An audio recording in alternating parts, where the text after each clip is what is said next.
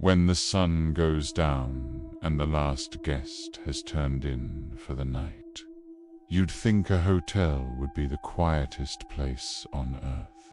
The lobby falls silent, the busy hum of the day fades away, and all that's left is the gentle glow of the front desk lamp. But for those of us who've worked the night shift, we know the truth. The silence is rarely empty. It's filled with stories, echoes, and things that just can't be explained. These aren't your typical campfire tales.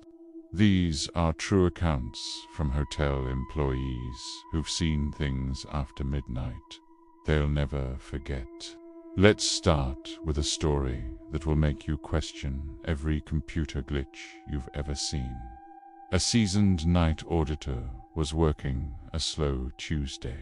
It's about 2:30 a.m., the kind of quiet where you can hear the ice machine down the hall. Suddenly, his computer screen flashes. A new reservation has just checked in. Last name, Gray. Room 409. The strange part, the system showed the check-in was processed manually by him, but he hadn't laid a finger on the keyboard for the last 20 minutes. His curiosity got the better of him. He programmed a keycard for room 409 and took the elevator up to the 4th floor. The hallway was dead quiet, his own footsteps absorbed by the thick carpet. As he approached 409, he saw Ithidor was already slightly ajar, a thin slice of light spilling into the corridor.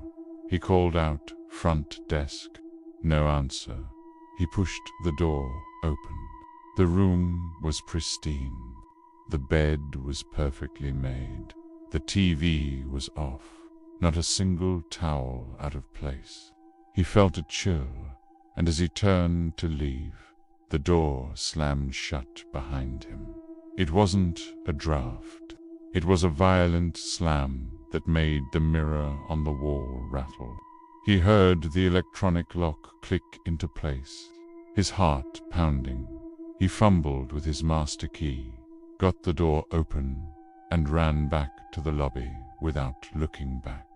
He grabbed the security guard, and they returned just 10 minutes later.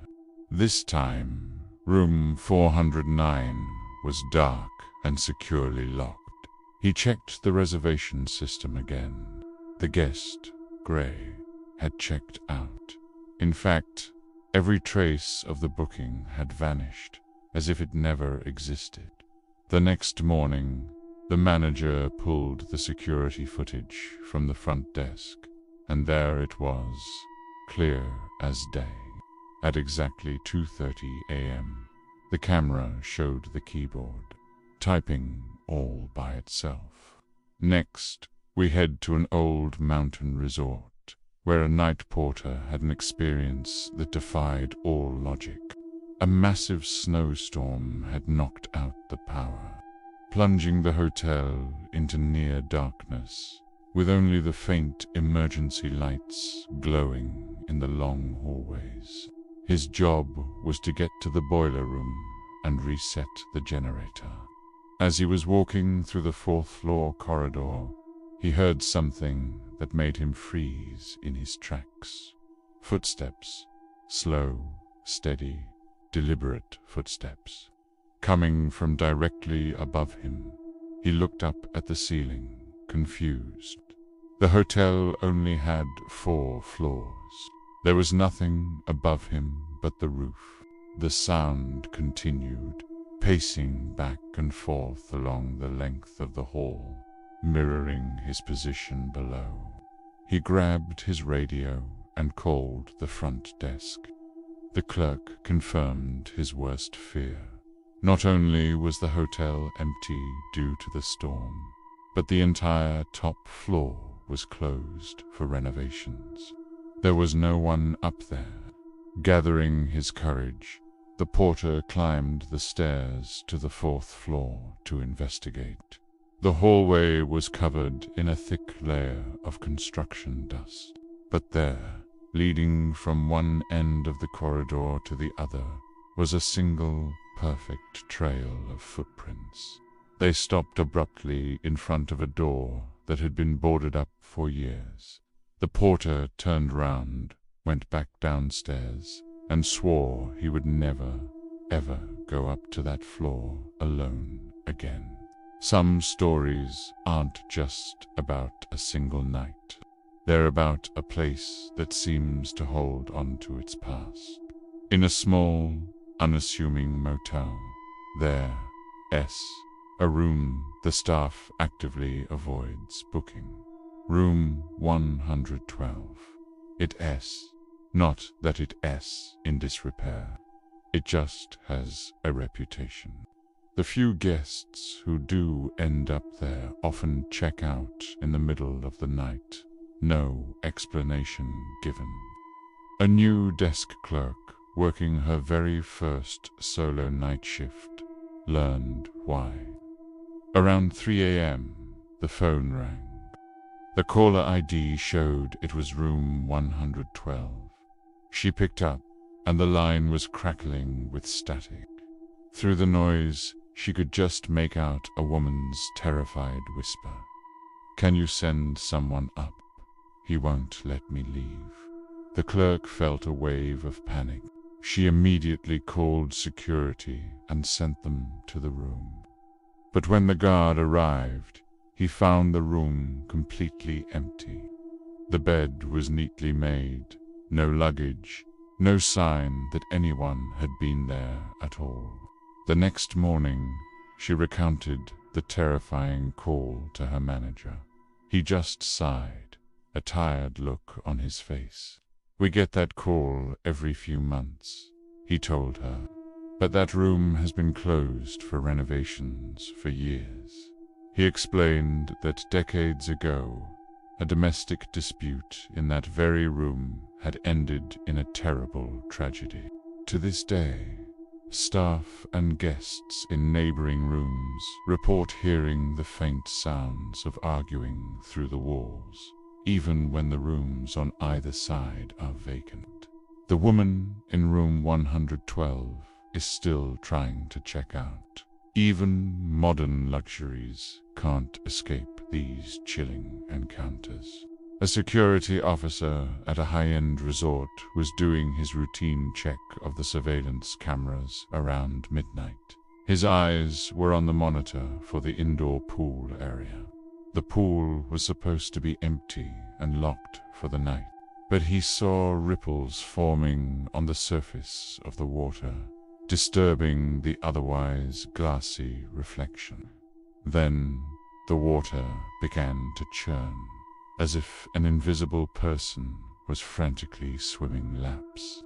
Just as suddenly as it started, the water went completely still again. Confused, he rewound the footage. He watched it again, this time paying closer attention to the edges of the frame. And that's when he saw it. For just a split second, a tall, human-shaped shadow walked across the wet tiles near the edge of the pool, and then vanished behind one of the large support columns. He immediately left the security office and went to check the pool room himself. The door was locked from the inside, just as it should be. The water was perfectly calm, but the next morning, a maintenance worker made a bizarre discovery. A trail of wet footprints leading from the locked pool room all the way down the hall and into the main lobby, where they simply stopped. Finally, we have the tale of the elevator with a mind of its own. In a grand, historic downtown hotel, the main elevator is a local legend among the staff. They've all seen it or heard it moving between floors on its own in the dead of night.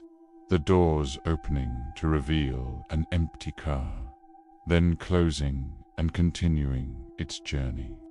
One skeptical night clerk decided to put the legend to the test. At 2 a.m., he took a small, spiral notebook, wrote, "If you're there, move this," and placed it in the center of the elevator floor. He then went back to the front desk to watch the security feed.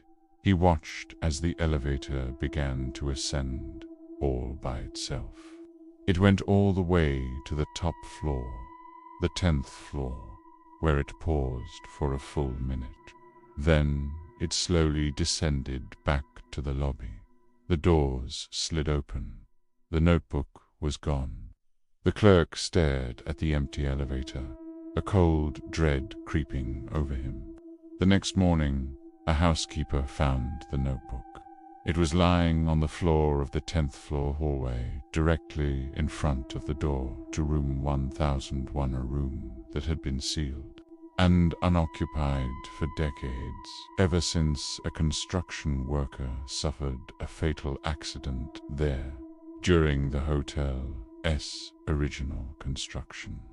From self-typing computers to phantom swimmers and elevators with a destination of their own, these stories are a glimpse into the side of hotel life that guests never see. For every tale shared in the employee break room, there are countless others kept secret by those who've seen too much. So the next time you check into a hotel, as you're settling into your room for the night, just remember the night shift never truly sleeps. The building is alive with stories, and some of its guests have never, ever checked out. Thank you so much for joining me on this journey into the midnight terrors of the hotel world. If you have your own spooky story, I'd love to hear it in the comments below. And if you enjoyed this, don't forget to hit that like button and subscribe for more tales from the shadows. Stay safe and sleep well if you can.